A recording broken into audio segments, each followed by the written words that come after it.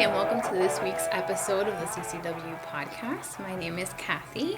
I'm the administrative assistant here at Citizens Crime Watch, and I'm with Larix LeBron. Hi guys, thank you. I'm one of the coordinators here at Citizens Crime Watch. And with that note, we're going to go ahead and get right into the topic for today, which is online dating. Yeah. All right, so everyone knows what online dating is. We don't really have to get into what online dating is. Obviously, it's dating through platforms where there's apps, there's websites now. When you get started into online dating, what are some of the things you look into, before deciding how you're gonna online date? So with online dating, there's, like you said, there's plenty of platforms. There are websites, there are apps. There's a bunch of things that you can do. So I think first you want to make sure that whatever you sign up to is safe, right? You want to make sure they have their safety guidelines well promoted, that they're easily to read. You want to read through those guidelines to make sure that this is somewhere where you want to share your information and feel safe. You want to make sure that when you sign up to a dating app, that it's one of the ones that have a bit of a lengthier sign up than you would like something that's just asking you for like an email and your name. You want something that asks you a few questions, that goes a little more in depth, because the longer it takes to fill something out, the less likelihood you'll run into fake accounts on those platforms. Another thing you want to look into is the ability to like report and block somebody from if they're being inappropriate, if you feel uncomfortable, you want to be able to report and block them. Believe it or not all dating apps have that option. Majority do, so you just want to make sure that you're able to do that. Yeah. A big thing for me is you want to control your visibility, right? You don't want to just be available to everybody. I think it would be ideal if you're gonna. Dating apps and social media are two different things. Yeah. You don't want to use your dating app like your social media platform. Right. You don't want it to be searchable. You don't want somebody to just be able to like look up your name and there you go. I think you want to connect with people around you who has things that are that have a compatibility with you. So I wouldn't go with a dating app that you can just search me up. Yeah. Because somebody I might have said no to on a different app might then go looking for me there. So you want something that matches you based on, maybe your location or compatibility, not so much as, hey, I searched you up because I found you on Instagram and I think you're pretty, so now I'm going to go out of my way and look for you on all these dating apps. Yeah, and I think one of the reasons why, I'm sure you mentioned all these things, lengthy sign-ups, making sure you could block, report somebody, controlling casinos, because most of these, not all these apps don't run background checks on anybody. Yeah, no dating app that I know of to date runs a background check. I don't even think I think the ones that you pay for, like Match.com and stuff like that, I don't even think they do either. I just think that they just have like really lengthy questionnaires. Right. Versus some of these that are just, again, a quick, where do you live, here's your radius or whatever. Sign up, yeah. A lot of them are going to say, oh, you can sign up in 30 seconds or 2 minutes. And and you don't want to really look into that. So let's say you looked at all these features, right? You made sure you got safety guidelines, lengthy sign up, you can block and report, you can control the visibility. Once you've chosen the app, you still want to make sure there's certain features that are available within the app. Right. So like once you've picked your apps, let's be real, I don't think there's a lot of people who just do one. I think they're on multiple. So let's say you pick a few apps that you feel comfortable with. You just want to make sure that your settings are correct. You want to make sure you disable geotagging so that no one can really see where you're at. I know that a big perk of this is, well, if I'm out in a city, I want people to be able to find me. I want to find the people around me. You just want to make sure that maybe that might be still enabled, but them being able to necessarily pinpoint exactly where you are isn't. Because even if they can only track you down to like a certain block, it doesn't take much to figure out like which house you're in. Yeah. So I know that's one of the things. You want to make sure that no one can just message you unless you've connected, right? Like you don't want a bunch of random people just messaging you out of nowhere that you don't really know them from. You don't know them, you didn't connect with them, you don't want unsolicited messages. A big thing is people like to send inappropriate pictures without even you requesting anything. So to reduce that, you want to make sure that you don't get messaged from just anybody. It has to be somebody that you connect with. Another part is we strongly suggest that you do not put your personal information out there. Don't put that you go to FIU if you're in college. Don't put your last name. Don't put your social media handles. Like all that. You don't want to put any way for them to contact you past the dating app because, like I said, you don't want them to just start blasting you from every which point. Yeah, and especially when you're not interested. And we're gonna dive into this a little later on, but you can talk about yourself, right? Give information without having to get too specifics. Exactly. Instead of, like, for example, you give the example of FIU or whatever college you go to, you could say, I'm a criminal justice major, I'm this major, I'm a freshman, sophomore, junior, whatever level, without having to say, I go to this school, I graduate this, or, you know, Exactly. little details like that. 100%. Another big thing when you're setting up your profile is make sure that the profile pictures you use are different from the profile pictures you have on your social media. The show Catfish. So now with Catfish, they, you know, everyone that watched Catfish knows now you can do reverse Google image search, and just like that can work for you, it can also work against you. Right, because again, you don't want some random stranger being able to access your social media platforms, and ideally you have them private. I know a lot of people don't, but if you don't have it private and then they're also able to reverse Google search you again, they're just able to get a lot more information from your social media than they would maybe this dating app. Yeah. So once, let's say that you have everything set up, you have your profile set up, what do we do next? Well, that's, I guess, when you obviously start using it, right? You start connecting, you start meeting people, having connections. My biggest thing is you can connect with somebody and he can look like the most handsomest person in the world, or she can be like drop dead gorgeous. A big thing for me is if it's too good to be true, it probably is.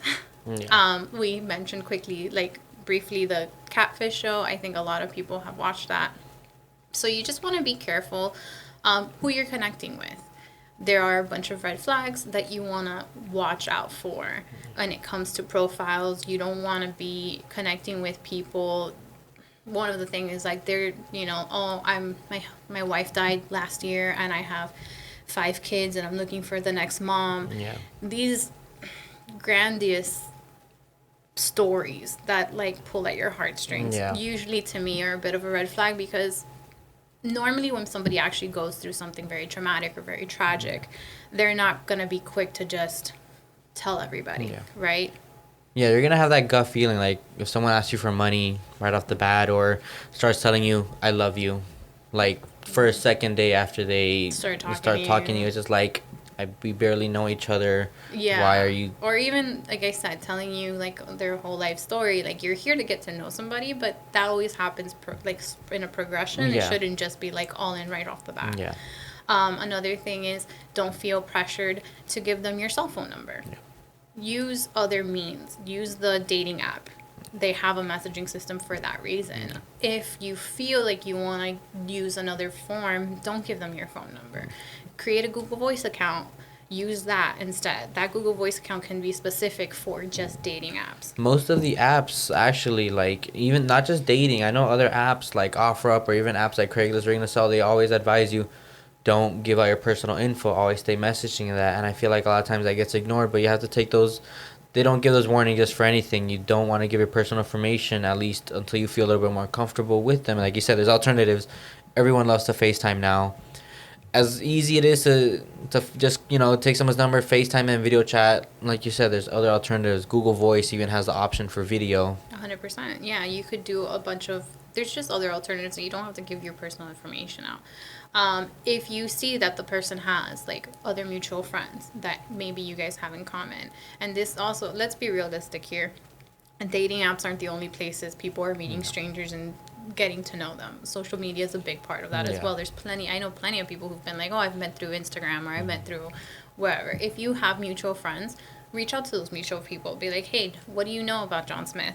Like, is he a good guy? Have you met him in person? Like, get to know them, do as much research as you can. And if you are meeting through social media, make sure you thoroughly look through their account. Like, is it somebody, especially if it's somebody who just reached out to you out of the blue, right? Do they seem to have friends and family, or are they only followed by like these bottish accounts? Is their profile just about them taking selfies, or are there other people that are tagged? Like, you want to make sure, again, this is the internet. Yeah. You never know who you're talking to. You never know who's on the other end. So you just want to do as much thorough like investigating as you can without so to protect yourself more than anything. And anyone that has social media, whether it's Instagram, Facebook, Twitter, Snapchat, TikTok, all these other new social media platforms, everyone knows that gut feeling when you see an account and it's either too good to be true, or like all the people that they follow are like they don't know anybody, no one has mutual friends with each other. It looks off, and you have that gut feeling. You always want to listen to that. Like, you don't want to have if you follow someone that, say for example, all they do is take photos of mountains and there's not one selfie of them, or there's only selfies of them, all these things that might stand out, that raise that raise your hair. And this is the thing, I understand that right now, like the big thing is that all these influencers are basically only posting like these photo shoots that they do, and they specifically spend their time. Influencers, that's a whole career. Yeah, that's something people are doing as a profession.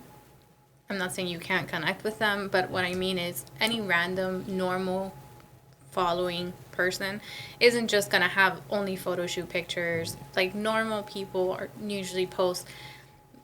I mean, I haven't done it in a while, but I used to love to post my food all the time. Heck, when I go to Epcot and do food and wine or any of the festivals, I do post still my food because I'm like, this was amazing.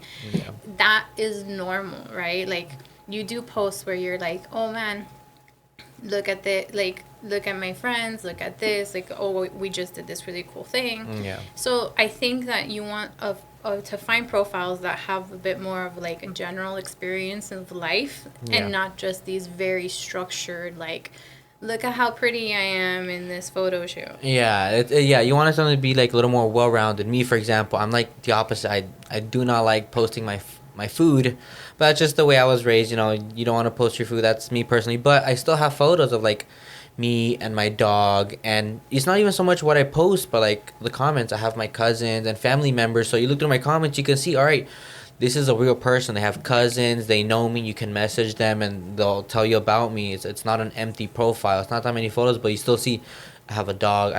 I like taking photos about myself, so I do photo shoots. But once again, you could see I know people. I'm a genuine person. You message me, I have genuine intentions when it comes to the stuff I post and the people that react to my posts and all that.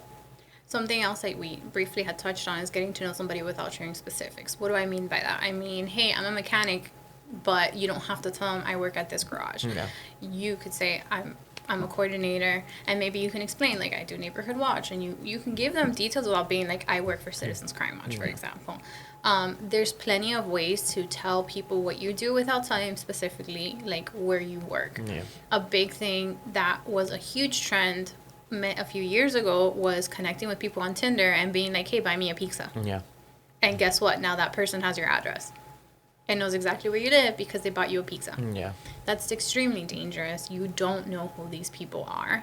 Another, like that, and to me, that's a huge red flag. If somebody's here, like, let me get your address so I can send you, like, flowers, be it your work address or your home address or whatever address you give them, you're just giving them information and you have no idea what their intentions are. Yeah. They might send you an Uber Eats, but then the next thing you know, they're breaking into your house. Yeah. And you just want to avoid dangerous situations. I think that the younger generations don't realize the dangers because they've grown up in an environment where this is the norm. Yeah. It's normal to overshare online. Yeah. Like, that's just what you do. But it's just opened up the avenues for all these predators to be able to, like, up their game as well. Yeah. No, and there's many cases where you get set up without you even realizing you're getting set up. Back to the, sending chocolates and flowers and stuff like that to your work and home address. At first thought, it might seem like, oh, it's cute, they're sending me that. You gotta put second thought into it and think, why are they doing that? Especially if you just started talking, they don't need to be sending me stuff in that. And you don't have to even be mean about it. Thank you, but no thank you. I appreciate the grand gesture without having to offend them or anything. Especially when this is somebody like you recently connected with. Yeah. I think there is a difference between somebody that you've been talking to for a while, that you've FaceTimed or WhatsApped or Google Voice video chatted with, like somebody you video chatted with, somebody you've actually gotten to know for quite some time, and maybe you feel comfortable to take it to the next step where you're going to meet them in person anyways and you're moving on, or maybe you've already met them. There's a progression, and this is always going to come down to, like, what you feel comfortable doing. Yeah. Because we can sit here all day and explain why everything is dangerous. Yeah. But if you don't take that into account, like you're gonna continue, you're just gonna do what you feel comfortable doing. And just like, they're the ones doing the homework on you. You always want to make sure you're doing your homework on them. Not even so much because you want to stalk them or anything, but obviously, like you said, you want to be comfortable. You want to make sure it's a real person. You're actually talking to someone. They don't have any bad intentions of hurting you or doing anything that you may not be comfortable with. Definitely. Something that I think is really important is you don't owe anybody anything. No. When you start talking to them, I don't care if they're complimenting you and boosting your ego. You don't owe them your phone number. You don't owe them your address. You don't owe them a date. Yeah. You don't owe them specifics. If you, the slightest inkling, the slightest feeling of, I don't feel comfortable, this is off, block them. Yeah. Report them if they're being inappropriate. One of the big red flags is if somebody asks you for money. Yeah. Like, hey, even if it's $5, I don't really care what the amount is. Like, that's not, you don't know me. Yeah. That's super awkward. What tends to happen with those situations is it starts little. Hey, Yeah.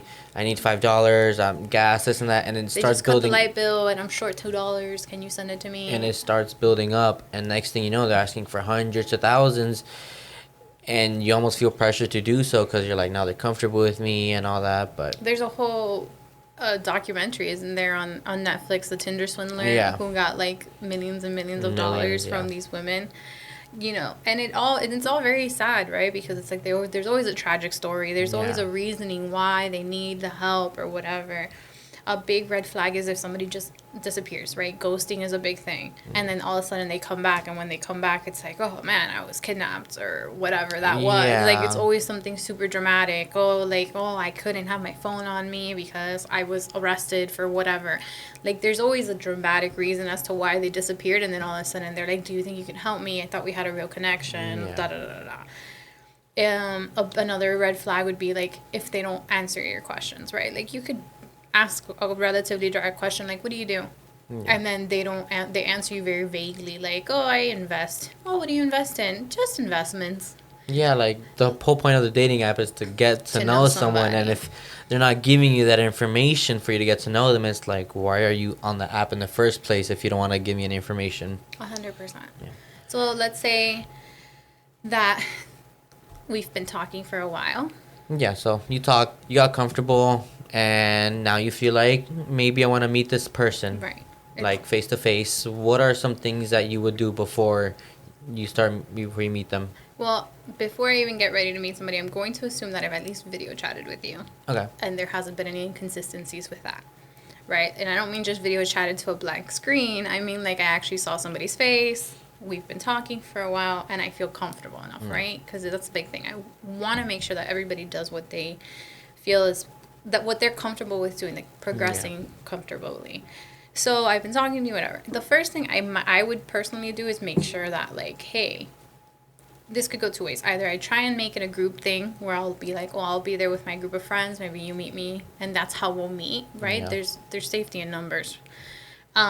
If not, let's say that that's not really an option, I would at least try and have somebody there, right? Like, maybe my date doesn't have to know that the person sitting 3 seats down next to us in the bar is really like a sibling of mine or like a friend of mine. Almost who's like a keeping ghost it. friend, kind of, just to be 100%. there as an extra safety. You always want to make sure you have that action plan, because again, it's one thing to talk on the phone, to video chat, whereas being in person, where Yes. unfortunately we live, in modern day. Anyone has any bad intention, you don't know that until it's there. But if you don't have a plan in place, by the time something is happening, it might be too late already. 100%. With that said, it should be a little bit of a given that I would meet in public. I wouldn't go to this person's house. It wouldn't be anywhere private. I would meet them there. I would not have them Uber me or Lyft or any of that. Like, I would drive there myself. I would get there myself. I'd make sure that I told as many people as I can where I am. I would even share my location with close people close to me, so that, hey, I'm going on a date. This is Yeah. where I'm going to be at. I'm going to share my location with you so you can see what's going on. These are all pretty basic ways of meeting it publicly safely. A big thing for me is I wouldn't leave my drink or my food unattended. Yeah. So- So you have to go to the bathroom, and they just ordered you a drink. By the time you go and come back, you could have done anything to your drink, spiked it, put anything into it. Right. I would. There's and you could and again I don't feel I'm the type of I'm very blunt in the sense that I don't feel that I would owe anybody comfort in Yeah. the sense of like I just met you. I don't care if we've been talking for 3 months. I don't. I wouldn't just let them. Like if let's say I had nothing and I went to the bathroom, when I came back he had ordered me a drink, I would literally be like, yeah, I'm good. Yeah. I'm not interested. I'm not interested in that drink or whatever. You could be nice about it, or you could be like, look, honestly, like I don't know you that well, and I Yeah. don't know if you put something in there. Like I didn't see the bartender make it. These are all important things. Even like let's say you guys are meeting at like a lounge or something like that. I wouldn't drink anything that I didn't see the bartender make and hand to me directly. It takes less than 3 seconds for somebody to drug you. You could YouTube any video and see how quick it is to put anything Please to a don't drink. YouTube videos of how to drug people. No, but in the sense that Yes, I know. you know, the it's information's out way there. it happens often, unfortunately, and it happens so quickly. It could be not even just going to the bathroom, matter of turning around to see something. By the time you turn back around, it looks like the exact same drink, and before you know it, you know you're confused and dazed. And if by whatever reason something happens and you ever feel a little off, leave. Yeah. The second you start feeling bad, leave. Call somebody to pick you up. Stay within some like you could Public place. publicly use, for example, talk to a bartender, talk to a waiter, whatever that is. Don't just start stumbling around and letting that person take care of you. A big thing for me is if your friends aren't available and you have nothing and you're going into it alone, pick a place where guys are gonna go and call ahead, right? You can call ahead and you could be like, hey, I'm gonna go on a date with like at this time we have a reservation or whatever. Like, do you guys have a safety menu? And what is it that means is they're called angel shots, I think, for the most part. That's the common one, where it's like you can ask for different shots, and depending on what you order depends on like the escalation, right? Like, hey, can you walk me to my car? One means call the police, the other one says call me an Uber or a taxi or get me out of here. Call them ahead of time, find out if they have a safety menu. If they don't, maybe get there a little early and speak to whoever is like helping, right? If it's your waiter or whatever, you'd be like, hey, it's the first date, like, do you mind? Yeah, you can even scout If if I say this or if I order this, like, know that I don't feel safe, I don't feel comfortable. Yeah, I know. Actually, I think that like originally started in Europe, and they've been kind of like using it here in the United States more often. And what they're doing a lot now is they'll even post it on like social media or their website. Say, you know, this is our secret drinks menu. If you need this, ask for this drink. Like you said, that's one example. Angel shots, and I'm sure there's many other drinks, like you said, which mean different things. No, definitely. And again, you want to be as prepared as you can. Yeah. And my biggest thing is, again, trust your instincts. You feel off, something doesn't feel right, you feel uncomfortable. At the end of the day, it goes back to that you don't owe anybody anything. If at any point, whether it's you just started chatting or you're already in person, meeting face to face, at any point you are the one who decides, you know, I don't feel comfortable anymore. This is where it stops. And 100%. Another thing that I know girls in particular do is they carry pepper spray with them. Maybe they have a keychain or something. Those are all good little safeties. Yeah. The problem with pepper spray is that like 80% of the time if you use pepper spray, you're going to pepper spray yourself in the face. Yeah. So you might have incapacitated whoever is trying to do something, but you've also incapacitated yourself. Yeah. So I strongly suggest for women in particular, we have a RAD program where we teach women self-defense. It's a 12-hour course. It's free to the public. We provide it freely. And to the public, that's a great course to have. We teach you how to get out of a lot of situations, even if you're at a bar, if you feel like something is inappropriate, we help you de-escalate and we teach you how to stand your ground in certain instances. But 100%, and for men, another thing, like a way for men to protect themselves is, again, I would strongly suggest having like a buddy system. Yeah. For men as well. It doesn't just have to be women. Yeah. We know there have been cases where men have connected with people online, and when they went to go meet them at their house, they got ambushed. Yeah. So a big thing for me is just like, don't fall for that. I think men have this umbrella of, well, nothing really is going to happen to me. Yeah, they I'm might trust a little safe. more. Right, because they're like, I can handle myself. Yeah. No, you can be put in vulnerable positions. Take care of yourself as well. At the end of the day, unless you personally know somebody, you're never, you never really know what you're getting into until you're there. So obviously, you'd rather be safe than sorry and prepare for the worst. Yeah. All of these tips also, again, apply for social media connections that you make. But a big concern that I have, that maybe in the future we can go into more details, is that teens now have their own dating apps. Yeah. Dating apps are now not just only for 18 and older, but now they have like younger ones. I think it's called like LOL. Yeah, there's. Something like that. I'm shocked that there's even things like that. But I obviously, don't even with know. internet and technology, all the kids now are into YouTube and they spend all their time on their phone, so they're gonna be exposed to this. And yeah, it is going on with teens as well. So for the parents out there, I strongly suggest having an open dialogue with your kids. Know what they're doing, know what's going on, explain the risks to them, and try and help and monitor the situation. As always, when it comes to kids, there's always going to be the fear of grooming, of pedophiles out there. Again, you don't know. Just because it's for teens doesn't mean that like any Joe Schmo can't just say that they're 12 years old or 13 years old. I don't even know what the age limit is for these dating apps. But they can't say that they're 16 years old when they're really 40. Yeah. But this has always been an issue with social media. So imagine a dating app where you're specifically going out there to try and meet and find like a boyfriend or a girlfriend or whatever. Yeah. So when it comes to that, I really strongly suggest there are apps that help you monitor what your kids' activities are on their phones. Just be aware and have an open conversation with your kids. Yeah, you don't want your kid to feel like they're not able to talk to you. A lot of times, I feel like sometimes kids feel like they can't talk to their family or their loved ones at the day. You just want them to be comfortable with you. So even if they do, because reality is they're gonna get exposed to this stuff, whether it's at home, at school, or with friends, a group of friends. You're gonna get exposed to it, but at the end of the day, you want them to have that, like you said, open conversation. You want them to be comfortable, tell you, hey, mom, dad, whoever it is, this doesn't feel right. Someone was talking to me, it feels weird, and then you could take it from there. 100%. Well, these are just, again, some safety tips on our end on how to stay safe while dating online. We hope this helps. Again, the point of our podcast is we're going to just give you guys as much information as we can to keep you as safe as we can within all the topics that we cover. We have more we've covered personal safety in the past, vacation safety. I know we even have a podcast on human trafficking that has been extremely successful. So if there's any topics you want us to cover, just leave them in the comments down below, or you can send us a message. If you're interested in taking RAD classes and you live in the Miami-Dade area, our phone number is 305-470-1670, or you could always email us at RAD at citizenscrimewatch.org, or visit our website. You could also request to be part of our classes that way. And thank you so much for tuning in, and we hope that we thoroughly covered this topic. Thank you. All right.